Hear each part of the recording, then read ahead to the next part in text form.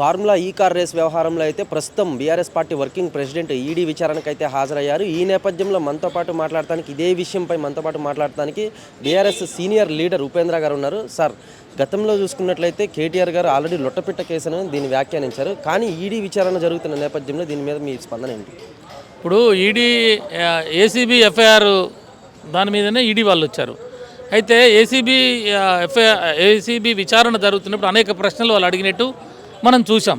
అయితే దానికి ముందే కేటీఆర్ గారు ఇక్కడ 1.5 అవర్ ప్రెస్ మీట్ పెట్టి వాళ్ళు ఎవరైతే ఏసీబీ అధికారులు అడిగిన ప్రశ్నలు ఏమున్నాయో ఆ ప్రశ్నలకు ఆన్సర్స్ అన్నీ ఆ రోజే 45 రోజుల కిందనే ఇచ్చారు. కాకపోతే వాళ్ళు తిప్పి అదే వాళ్ళు ఏంటంటే ఏదో ఇంకా ప్రయత్నం చేస్తున్నాం మేము, ఇందులో ఏదో ఉన్నది అని చెప్పి ప్రయత్నం చేసినారు. కాకపోతే ఏంటంటే అన్ని ప్రశ్నలకి ఆన్సర్స్ ఆ రోజు ఈరోజు ఈడీ వాళ్ళకు కూడా అన్ని ప్రశ్నలకు ఆన్సర్స్ ఆ రోజే దొరికినాయి. కాకపోతే ఏంటంటే ఏసీబీ ఎఫ్ఐఆర్ మీద ఈడీ వస్తున్నది కాబట్టి ఈడీ వచ్చినంత మాత్రాన అదేదో జరిగినట్టో లేకపోతే తప్పు జరిగినట్టో ఒప్పుకునేటో లేకపోతే నేరం రుజువైనట్టో కాదు. ఇలా దేశంలో 5270 కేసులు ఉన్నాయి దగ్గర ఈడీ కేసులు ఈ 10 సంవత్సరాలలో బుక్ అయినాయి. అందులో కేవలం ఒక 5%, 3% కూడా కేసులు రుజువు కాలే. కాబట్టి ఏంటంటే వాళ్ళు కేసులు ఎఫ్ఐఆర్లు అయితే చేస్తున్నారు. ఒక 40 కేసులు మాత్రమే రుజువైనాయి, ఒక 3 కేసులు అక్విటల్ అయినాయి. కాబట్టి ఈడీ ఎఫ్ఐఆర్ అయినంత మాత్రాన లేకపోతే ఈడీ విచారణ చేస్తున్నంత మాత్రాన వీళ్ళంతా నేరం చేసినట్టుగానో లేకపోతే దోషులుగానో మనం చూడకూడదు అంటున్నా. ఇది అండర్ ఇన్వెస్టిగేషన్ మాత్రమే. అంటే అన్న, మొత్తం మీద కనుక మనం చూసుకున్నట్లయితే దాదాపు 55 కోట్ల వరకు కూడా ఆర్బీఐ అనుమతి లేకుండా, అలాగే మంత్రిమండలి ఆమోదం లేకుండా కూడా డైరెక్ట్గా అంటే మంత్రిగా ఉన్న సమయంలో సొంత నిర్ణయం తీసుకున్నారనే అభియోగాలు అయితే ఉన్నాయి. దాని మీద ఏంటంటే ఇప్పుడు సొంత నిర్ణయం కాదు, ఇది ప్రజా ప్రయోజనాల దృష్టిలో అడ్మినిస్ట్రేషన్ గ్రౌండ్లో మంత్రిగా ఆ రోజు హైదరాబాద్ నగరం యొక్క విలువలు పేరు ప్రతిష్టలు పెంచనీకి తపతపాలుగా చెప్పినాడు కేటీఆర్ గారు. నీ పైసలు పంపిన మాట మేము ఓవరాల్ ఇన్స్ట్రక్షన్ ఇచ్చినాం, మేము ఎందుకు ఇచ్చినామో చెప్పినాడు. స్పాన్సర్ వెనకకు పోతున్నాడు కాబట్టి ఆ కాంట్రాక్ట్ కనుక వెనకకు పోతే మనకి నష్టం వస్తుంది, ప్లస్ హైదరాబాద్ యొక్క పేరు ప్రతిష్టలు తెలంగాణ పేరు ప్రతిష్టలు దెబ్బతింటాయి. కాబట్టి ఈ ఫార్ములా ఏ రేజ్ ఉన్నదో అది ప్రపంచంలోనే ఒక 5-6 నగరాలలో జరిగింది, తర్వాత హైదరాబాద్లో జరుగుతున్నది. కాబట్టి ఇది వెనకపోతే మనకి ఆ పేరు గౌరవ ప్రతిష్టలు తగ్గుతాయి. కాబట్టి ఆ రోజు నేను ఇన్స్ట్రక్షన్ ఇచ్చిన మాట వాస్తవం. ఆ పైసలు కూడా బ్యాంకు ద్వారా నేరుగా సీఈఓ ఈ ఫార్ములా సంస్థ ఏదైతే ఉందో దానికి వెళ్ళినాయని చెప్తున్నారు. వాళ్ళు కూడా వచ్చింది అని చెప్తారు, వీళ్ళు పంపినామని చెప్పినాడు. ఇక ఇందులో లంచం ఏముంది? మళ్ళీ పోనీ కిడ్ ప్రోలో ఏమన్నా వచ్చినాయా డబ్బులు? కేటీఆర్ అకౌంట్లోకి వచ్చినాయా, మేనమామ అకౌంట్లోకి వచ్చినాయా, బామ్మర్ది అకౌంట్లోకి వచ్చినాయా, మేనల్లుని అకౌంట్లోకి వచ్చినాయా? అట్లాంటిది ఏం లేదు కదా. డబ్బులు పోయిన మాట వాస్తవం, బ్యాంకు ద్వారా పోయిన మాట వాస్తవం. ఇవన్నీ స్పష్టంగా చెప్పినాక నువ్వు ఏసీబీ కేసు ఎట్లా నిలబడుతుంది అంటున్నాం మేము. తర్వాత నువ్వు 509 క్రిమినల్ బ్రీచ్ ఆఫ్ ట్రస్ట్ అని చెప్పినావు, తర్వాత క్రిమినల్ కాన్స్పిరసీ అంటున్నావు. అవి కూడా ఎక్కడ లేవు.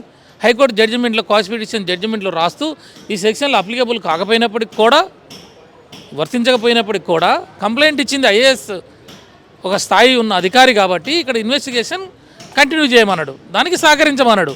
అంతేగాని ఇక్కడ నేరం రుజువైనట్టో, సరే నువ్వు చెప్తున్న ప్రకారం ప్రొసీజరల్ ల్యాబ్స్ ఏమన్నా ఉంటే అవి ఎగ్జిక్యూషన్ ఆఫీసర్స్ చూసుకోవాల్సినటువంటి పనులు. కేటీఆర్ గారు కావాలని చెప్పి ఆ డబ్బులు తినటం కానీ, అలా దొంగతనం చేయటం కానీ, లంచాలు తీసుకున్నట్టు ఇచ్చినట్టు కానీ ఏమి లేదు అది. మరి దాన్ని ఏ రకంగా వీళ్ళు ఎఫ్ఐఆర్ చేసారు, దాని మీద ఈడీ ఏం చేస్తుంది, అది ఎంతవరకు ముందుకు పోతుంది? ఇవి పొలిటికల్ వెండటగా మేము చూస్తున్నాం. ప్రతీకార తీర్చుకునే చర్యలు తీసుకోవడం, ప్రశ్నించే గొంతుకులను అణిచివేసే విధంగా వాళ్ళు ప్రయత్నం చేస్తున్నట్టుగా మేము భావిస్తూ ఉన్నాం. అంటే అన్న, కొద్ది రోజుల నుంచి కూడా అంటే ఈ ఫార్ములా కార్ రేస్ కంటే అనగానే కూడా కాంగ్రెస్ మంత్రులు అయితేనేమి, కార్యకర్తలు అయితేనేమి కేటీఆర్కి అరెస్టు తప్పదు అని అయితే ఆరోపిస్తున్నారు. అంటే దీని మీద ఏంటన్నా? ఇప్పుడు నేనేమంటున్నా, మీరు కేసు పెట్టినప్పుడు ఎఫ్ఐఆర్ అయింది. ఎఫ్ఐఆర్ అయినప్పుడు చట్టం అది బెయిలబులా నాన్ బెయిలబుల్ అయితే దాని ప్రకారం చేస్తారు. అది పెద్ద గొప్ప విషయం ఏం కాదు. నువ్వు అరెస్ట్ చేసినంత మాత్రాన దొంగలు అవుతారా?